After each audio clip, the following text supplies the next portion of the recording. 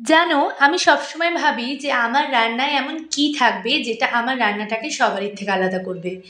আজকে কিন্তু আমি এমন একটা ডিশ তোমাদেরকে দেখাবো, সত্যি এটা সবারই থেকে আলাদা। দেখে যদিও তোমরা কিন্তু বুঝতে পারছো না ব্যাপারটা কি বলো তো। আসলে এখানে আমি ব্রাকলি দিয়ে আলুর একটা দম করেছি। কিন্তু সমস্যাটা হলো এখানে যে এটা রান্নাতে মানে এই রান্নাটাতে আমি কিন্তু একদম তেল ইউজ করিনি। একদমই ঠিক শুনেছো, তেলবিহীন রান্না করেছি। জানো, এটা কিন্তু একদম ধ্রুব সত্যি কথা যে যে রান্নায় তুমি যত বেশি তেল দেবে, বিশেষ করে মাছ মাংস ডিমে, সেটা কিন্তু খেতে তত সুন্দর হয়। কারণ তেলটা স্বাদটাকে অনেকটা বেশি বাড়ায় এবং সত্যি আমাদের জিভে রুচি ফেরায়। কিন্তু সবসময় তেল মশলায় ভেজে খাবার অনেকেই খেতে পারে না। যেমন ধরো, এখন আমাকে ডাক্তার খেতে বারণ করেছে ঠিকই, তবে আজ থেকে 15 দিন পর থেকে আমি খেতে পারবো। কিন্তু এমন অনেক মানুষ আছে যাদের একেবারেই তেল মশলা খাওয়া বন্ধ হয়ে গেছে, যাদের কিডনির অসুখ বা পেটের বিভিন্ন সমস্যা আছে, গ্যাস্ট্রিকের সমস্যা আছে। আমি অনেক অনেক মানুষকে বলতে শুনেছি যে আমরা তেল মশলা দেওয়া খাবার একদম খাই না।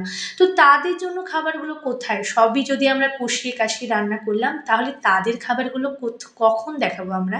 তাই জন্য আমি ভাবলাম যে আজকে একটা এমন রেসিপি দেখাই যে সেই সব মানুষদেরও ভাল লাগবে।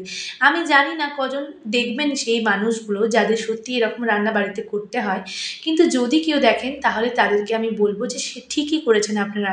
সুস্থ থাকার জন্য আমাদের খাদ্যাভ্যাসটাকে চেঞ্জ করা প্রয়োজন। সবসময় মুখে ভাল লাগবে এমন জিনিস খাওয়ার উচিতই নয়। এমন জিনিসও খাওয়া উচিত যেটা আমাদের পেটে সইবে। শরীরটাকে তো ঠিক রাখতে হবে সবারই আগে। চলো আমি কি করে রান্নাটা করছি দেখুন, আপনাদেরকে দেখিয়ে দিই।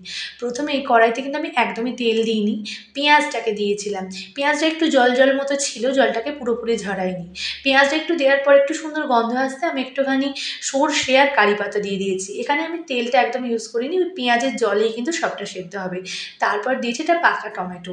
টমেটোটা দিয়েছি কারণ আমার একটু টক টক খেতে ভালো লাগে। তোমাদের যদি টক খেতে না ভালো লাগে, তোমরা টমেটোটাকে সম্পূর্ণ অ্যাভয়েড করে যাবে। দিয়েছি অল্প একটু নুন, অল্প একটু হলুদ। এরপরে ওই খুন্তি দিয়ে দিয়ে টমেটোগুলোকে একটুখানি চেপে চেপে দিয়েছি। তারপর দিয়েছি একটা চামচ ভর্তি করে আদা রসুনের পেস্ট। ব্যাস, ওইটা একটু জল দিয়ে দিয়ে মোটামুটি কষিয়ে নিয়েছি। কষানোর পরে যখন দেখলাম কাঁচা গন্ধ চলে গেছে, তখন এই ব্রাকলি এবং আলুটাকে দিয়েছি। আর ব্রাকলি আলুটাকেও কিন্তু আমি আগে সেদ্ধ করে জল ফেলে দিয়েছিলাম, যাতে পেটে কোনো রকমের সমস্যা না হয়, কার্বটাও লো হয় এবং শরীরের জন্য একদম টেস্টি হয়, মানে ভালো হয় আর কি। যাই হোক, এরপরে আমি একটু গরম জল দিয়েছি আর একটু মানে স্বাদ মতো নুন হলুদটা দিয়েছিলাম, একটু কম মনে হচ্ছিলো। ব্যাস, তারপর আমি একটু ঢাকা দিয়ে এটাকে রান্না করেছি। আমার রান্নাটা হয়ে গেছে। আর নামানোর আগে আমি একটু গুড় দিয়েছিলাম। গুড়ের গল্পটা এখানে বলতে ভুলে গেছি, গুড়ের ছবিটা এখানে দেওয়া নেই। তোমরা কিন্তু সুগারের পরিবর্তে, চিনির পরিবর্তে গুড়টা ইউজ করে দেখবে। আমাদের পুরনো ঠাকুমা দিদিমারা কিন্তু গুড় ইউজ করতেন এবং তার জন্য খাবার অনেক ভালো হতো খেতে। চলো, ডেকোরেশনের জন্য ধনেপাতা দিয়ে দিলাম। কেমন লাগলো আমার রান্নাটা অবশ্যই জানিও। আর এরকম সুন্দর সুন্দর রান্না দেখতে কিন্তু আমাকে লাইক করো, কমেন্ট করো, ফলো করো। কেমন লাগলো জানিও। আর যদি এটা ইউটিউব থেকে দেখো, অবশ্যই আমার চ্যানেলটাকে সাবস্ক্রাইব করো।